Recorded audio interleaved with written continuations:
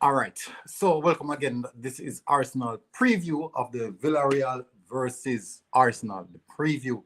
Um, so can't say I didn't expect what happened the other day happen.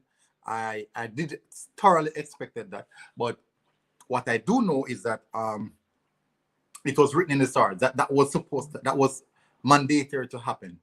No, the second leg now is what I'm slightly a bit scared of. I have to be honest. I'm a bit scared of the second leg.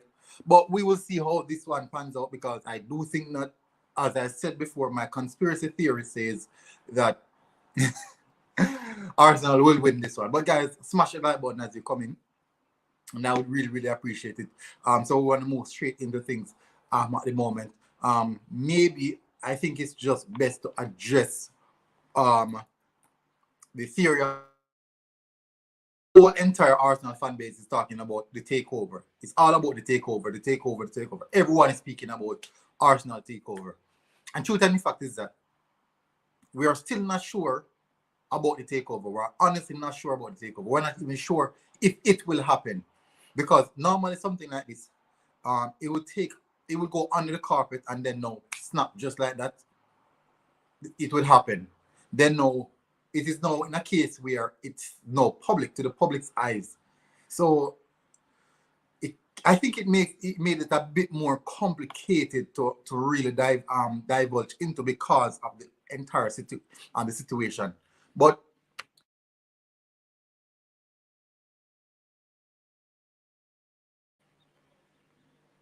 so Thierry Henry has been speaking about the same takeover that we are here addressing. And we'll see how it goes. Let's see. We'll have to see how that one goes. Let me see.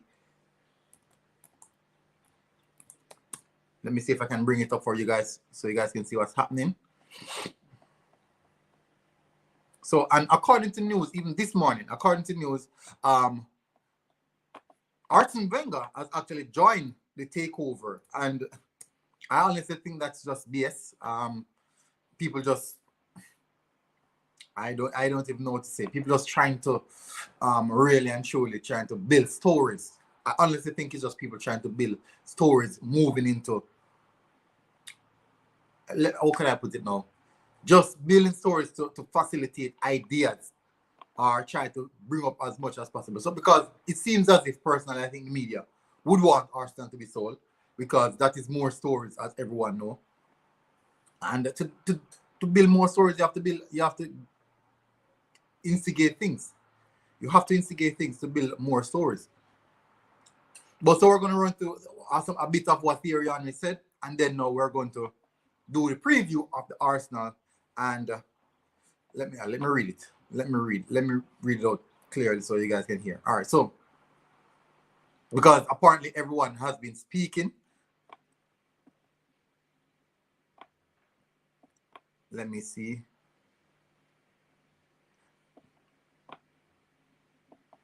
Let me see. So I'm going to read through the thread that they have right now up.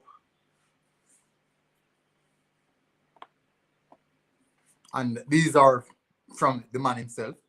He said basically that Daniel Ek approached them to make the offer and give them a platform for them to speak to see what their idea is about or what they think about it.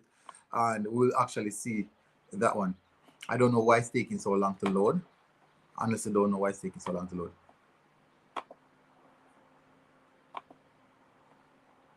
It's taking a while to load, people. But at the end of the day, and for me personally, I see this takeover as something like maybe a smokescreen of a bad season, a smokescreen of a bad season, something to give the Arsenal fans hope for again, because as everyone knows, actually we solely depend on hope. We thrive off these type of things, and it's actually one of the things that have really hit us more so than anything else. The fact that we were takeover, that is the reason why this takeover is maybe just lingering in the media like that, because it's hope, and all Arsenal fans love hope. Every single Arsenal fan, we thrive off it. But let me see, because it's not loading up at the moment.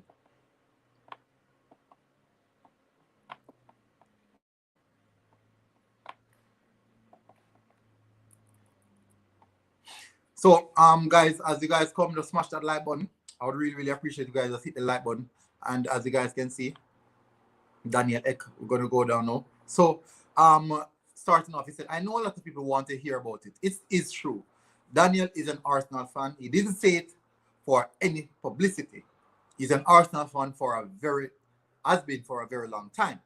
He's already, I'll give you something. Reached out to the Cronkies and already said himself that he had collected the funds to make sure that he can put a good bid in place. Now, they now need to listen. A lot of people have been screaming that they want the owner out. So obviously that means Thierry Henry himself does want the owners out as well, as you guys can see. We are trying to offer a solution involving the fans getting the DNA of the club back. And once you mention fans and DNA, that's something that triggers something in the back of the fans' mind. It's a psychological thing, people. It triggers the back of the fans' mind, and we get relatively happy when we hear these terms being mentioned. There needs to be a discussion, but he reached out. I think it's going to be a long, not easy, if it does ever happen. That is the thing. I personally don't think it will happen. That is going to take a very long time. One thing that I want to reiterate is that Daniel will not move away. He will be there waiting to see if they want to sell. So Daniel, as he said, is in it for the long run, and he did say that he's in it for the long run. That is going to take a very long time. We know what we want to do, but first and foremost, we need to make sure that we can take over if they are listening. So they need to make sure that the funds are in place to take over if they are listening. So these are the quotes from Thierry Henry himself. These are the things that he spoke about in accordance to the takeover. Those are in accordance to the takeover, and that's what he said. But for me personally, as I said previously, that I don't believe that this takeover will happen. I personally don't think it. I think it's actually a smoke screen for the bad season that we're having. And we saw just the other day, maybe like a fortnight ago, not fortnight, 48 hours ago, like 2 days ago, we saw news coming out that the Cronkies are willing to sell despite earlier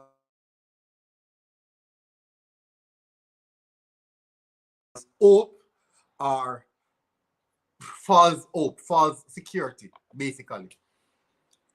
I just believe that is the situation, and it won't change, because it won't change the result of the season that we're having right now. It won't change the result of the season we're having right now, and no news are coming out now that Arsene Wenger wants to join the takeover. That's what's coming out. Arsene Wenger wants to join the takeover. So it goes to show that there's a different concept going around about this takeover issue. Now, bringing in Arsene Wenger, I can see that this is like maybe like something that is triggered, like there's a third party. They involve a billionaire, an Arsenal fan who's a billionaire. Also, they also involved Arsenal legends, so Thierry Henry, Bergkamp, is it Bergkamp? Yeah, Bergkamp, and Patrick Vieira. Also, Matty Flamini name has been thrown around because they know that Matty Flamini has money. So it's like you're targeting all the guys who have money, who can potentially do something about the takeover. Then now the latest name to be thrown in the bag is Arsene Wenger. So it's as if they're trying their best to put everyone they possibly can that can get the fan base on their side. So could it also be the club itself trying to do something, leaking information? So this is the latest news coming out. According to L'Equipe, Arsene Wenger could join Daniel X's bid to take over Arsenal. He could play a part in the since consortium, which currently involves Thierry Henry, Dennis Bergkamp, and Patrick Vieira. So these are now the news that Arsene Wenger is also a part of the takeover, and it goes to show that there's a lack of maybe information going around. So people are trying to dig deep and finding other ways and means to facilitate or to bring forward or bring across a particular story. And it goes to show that there's so much things happening right now with the Arsenal fan base, and we are just grabbing a lot of hope. Big up, bro. Big up. Thank you for please. I didn't remember to share the link in the group. Go and share the link in the group X. I would really, really appreciate it, bro. I'm so sorry about that. I would really appreciate it if you do. So share the link in the group X. It's in the Discord. So let the guys get the link. I didn't even remember. But people, this is the latest news that's coming out. Arsene Wenger, a part of the team that wants to take over Arsenal. And as you guys can see, even Charles was said, Thierry Henry has been speaking publicly for the first time about Daniel X's attempt to take over. So these are the situations that we have found ourselves in. So Spotify CEO and founder Daniel Ek contacted Arsenal owners to make an offer to buy the Premier League club, but a takeover could be drawn out. Former Arsenal star Thierry Henry spoke openly about it. Big up Ashton. So we are in a situation where we now have Thierry Henry, and the latest name added on to the charade that is going on is Arsene Wenger himself. And the best way to get thank you X, the best way to get our Arsenal fan on side is to involve that one man in particular, Arsene Wenger. And once you know Arsene Wenger name is being mentioned along with takeover, I can see it. Big up Lucas Life. Lots of much appreciation. I'm gonna share the link. Let me share the link. I will definitely share the link. So that is what's happening right now, people. We're looking at the takeover, and I think it's like giving the fan base something to hold on to. I'll be getting to the starting 11 a bit soon. I'm going to share the link in the chat. But I'll be getting to the starting 11 soon. We have now completed the takeover talk with Thierry Henry and all the guys that we're expecting to see take over the club. Thierry Henry, Bergkamp, Vieira, and now we have seen the likes of Arsene Wenger name being thrown in the lot. But definitely, we can see where all these stories are coming from. I'm just hoping that it is not a smoke screen for the poor season that we have been having. I'm just hoping that it's not. So let's move over now into the preview for the Arsenal versus Villarreal, which is why we're here, and that is actually what we want to talk about. So Arsenal versus Villarreal, people. For me personally, the link is in the chat, people. For me personally, this game, I think it's going to be a very difficult game, a complicated game, but I do think we're going to win this one. And it's not me being overconfident, but I do think that there are a lot of variables that affects football game. Now, when we played against Villarreal, we had no Thierry. We had what? What? We had no Aubameyang. We had no Kieran Tierney. We have no David Luiz. And we have no Lacazette. So we have no Lacazette, Thierry. Why do I keep on saying Thierry Henry?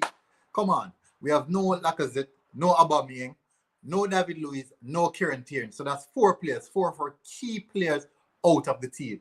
When we face that's when we face Villarreal. Now coming around, we got big news that David Luiz potentially might be available to play in the next round, which is important. Now we have David Luiz available. We see Kieran Tierney in training. Pierre-Emerick Aubameyang is back. So that's three of the big name, 3 of our big name players available for selection. 3 of our big name players available for selection. And personally, I think that is great, great news. That is big news for me. That means that we stand a stronger chance of getting something out of the game. We stand a stronger chance of getting something out of this game. I know that when we have the likes of Aubameyang on the pitch, there's a different aura about the team. So I'm going to move now. So we lost the game 2-1 the first leg, and the important thing is that we had the away goal. They said the same thing last week. I don't know about this. No, that's true. It could be mental tactics. Maybe it's a game of poker where Arteta just don't want to show his card, his poker face. But we saw Thierry. We saw again.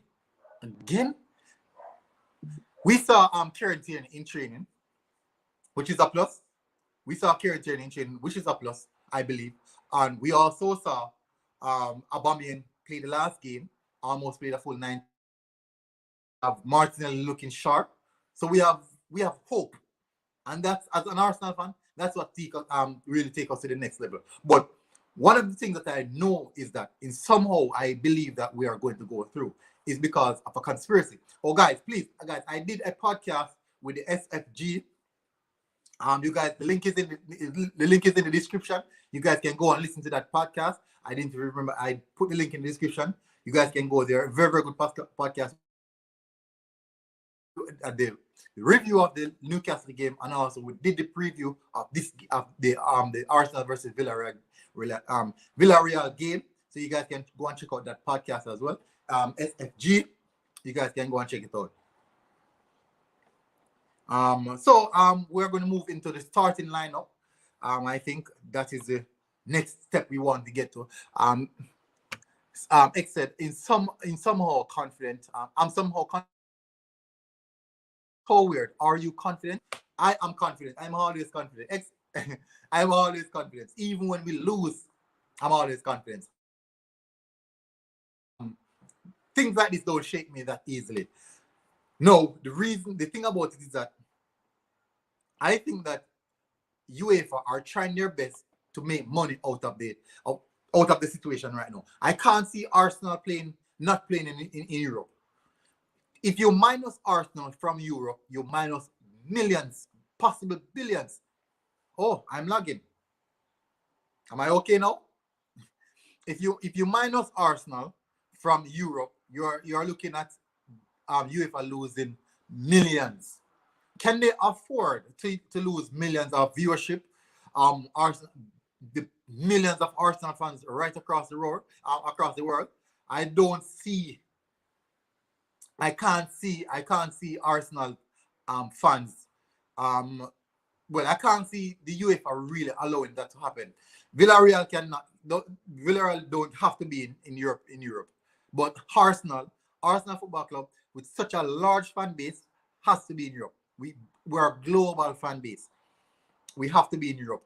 And it might sound a bit cocky, but it's a fact. It's a fact. UEFA will lose millions if Arsenal don't make it to the to Europe or Champions League next season, to UEFA or Champions League season. And I think it's in their best interest. I do think it's in their best interest to make Arsenal reach to the final of the Europa League and also win the Europa League. Ashton said Arteta has a history of rushing players back when desperate. Thomas Partey, Luis, Martinelli, and Odegaard in the last 4 months. True. And when Arteta when Arteta don't play these players, we are the same fan base that says that Arteta and the players on the bench, which means that he's ready and he can play. We are the same fan base. We are the same fan base. It's so hard to please the fans since of recently. Fans are very, very difficult and hard to please. I don't even see why try to please the fans. If you're to follow the fans, right, you're a lost cause. If you're a manager following the fans, you're a lost cause. Ashton said, I also believe UEFA would rig it for Arsenal. That's exactly what I'm saying, Ashton. That's exactly what I'm saying. it's about, remember, they wanted to create a Super League to have all Europe, right? All the big name teams in Europe. Can you imagine these big name teams not being in Europe? I can't. I can't. So they will definitely put things in place to ensure that this is the direction that it goes. Now, my first conspiracy theory is this: Arsenal was meant to face Villarreal because of the storyline. The moment Manchester United started to dominate Roma, the entire football industry turned to the Arsenal game. The entire football turned to the Arsenal game because Arsenal was losing, and they are actually the biggest, one of the favorites. And guess what? We have the biggest one of the biggest fan base. We have one of the biggest fan base. So I do see Arsenal winning this one.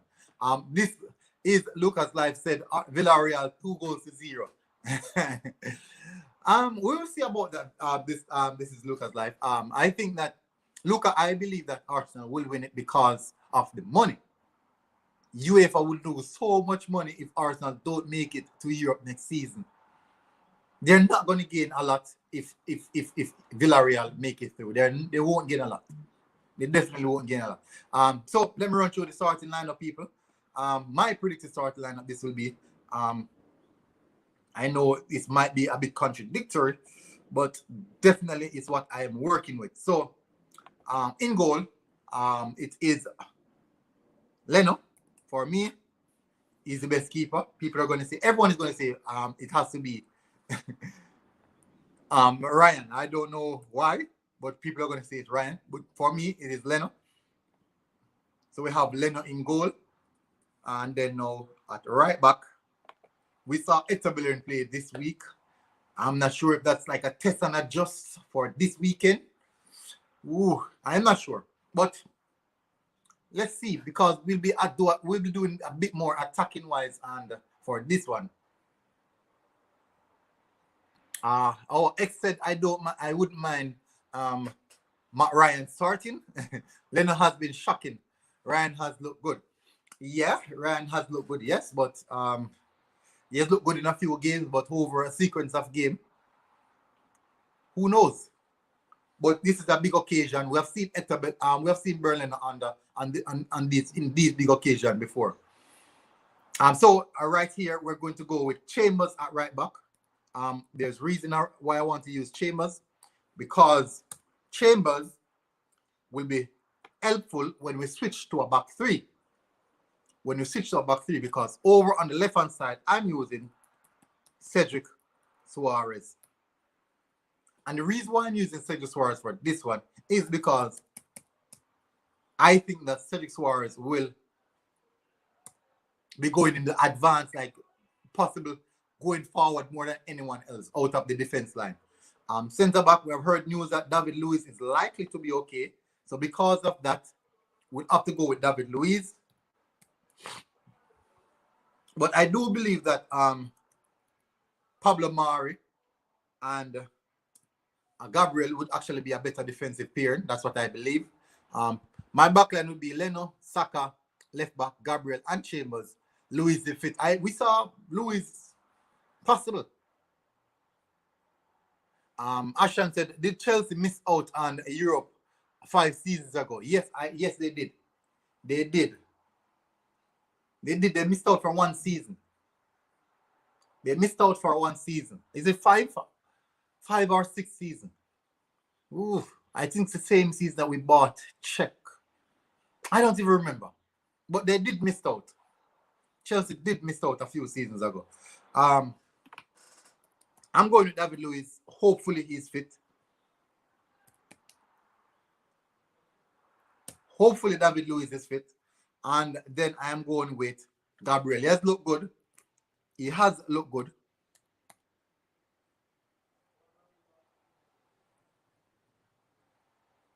He has looked good so far. So that would be my backline.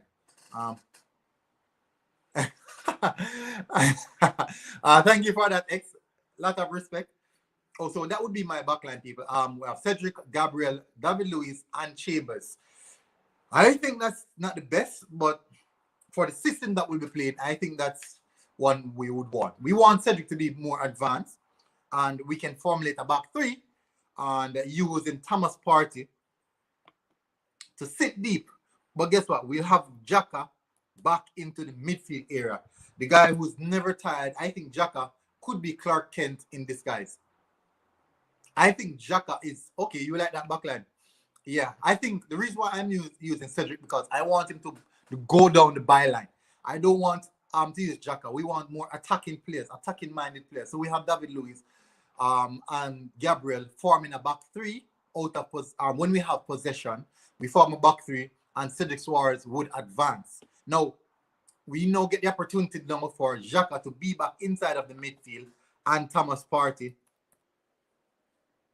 alongside Thomas Partey. Thomas Partey did get a rest against Newcastle, and which was a very, very good game, I believe. Then now, here is the problem. This is where the trouble lies, people, right here. I believe this is where the problem is at, where we need we need the attacking-minded players. So Odegaard played well against Newcastle. He did play well in the last game as well. We'll have to go for Odegaard again. This is going to be a very difficult. This is going to be a difficult one. Oof. All right, so at right, Saka is fit and Saka got rested. Saka is fit, Saka got rested. So, oof. Oh, come on.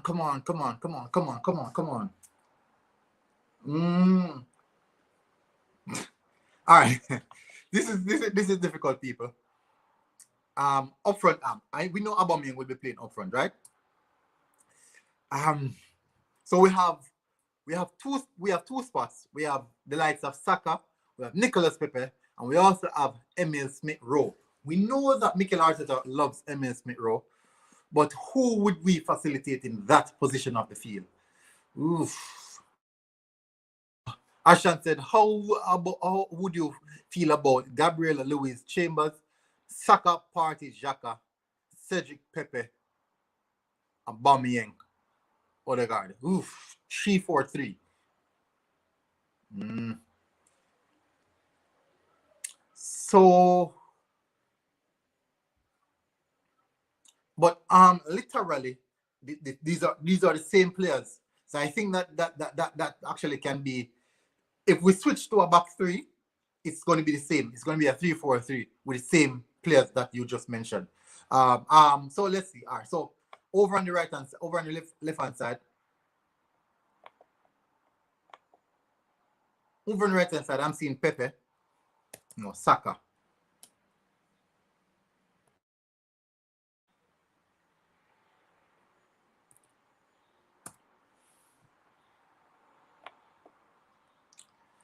Oof.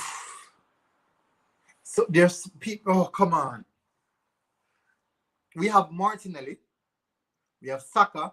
We have Nicolas Pepe. We have Smith-Rowe. We have Odegaard. So these are the 5 players fighting for 3 positions. And they are the most informed players that we have. Martinelli, Emile Smith-Rowe, and Nicolas Pepe. Guys, what do you think about that? What do you think about that front line? Or Martinelli has to start? Is a case where you guys believe that Martinelli has to start? But if Martinelli should start, who should we remove? Aubameyang, Nicolas Pepe, Saka, or we're going to bench Odegaard?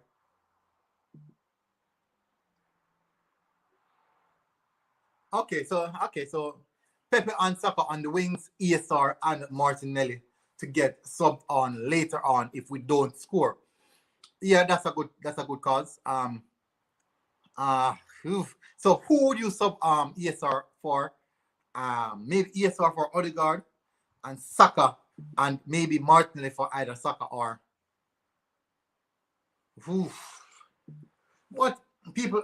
That's literally. I think that's my starting lineup. So we have in goal. We have Lennon in goal. We have Chambers at right back. We have Cedric Suarez at left back.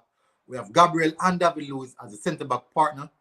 In front of them, protecting the back line, we have Thomas Partey, Xhaka, and in the attacking three, we have Nicolas Pepe, Martin Odegaard, and Bukayo Saka. On the bench, and then up front, we have Pierre-Emerick Aubameyang. On the bench, we have Martinelli, Emile Smith-Rowe, Eddie Nketiah, Willian. We also have Hector Bellerin, possible Reece Nelson if he turns up. Big up, bro. Just coming in.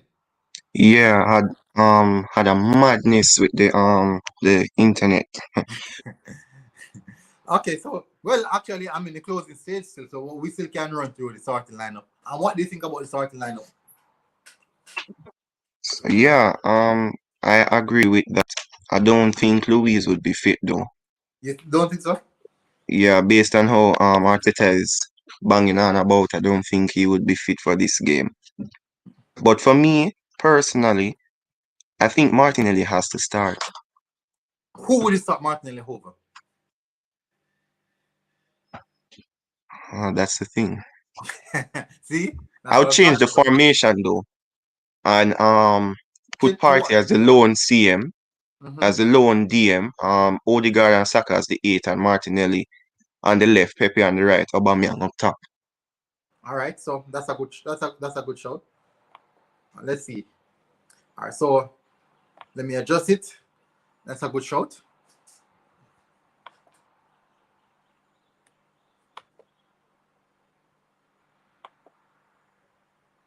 Let me see if I can adjust it.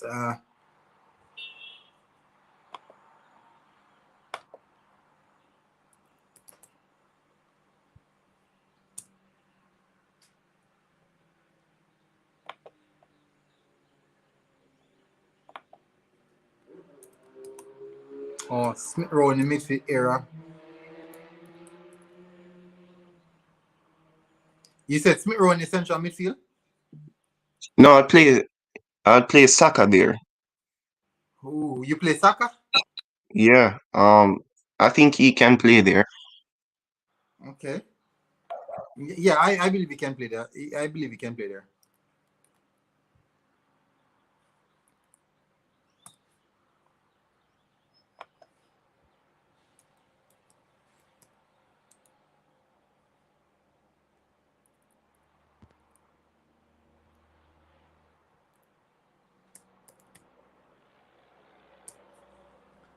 So you see, that's the formation that you started.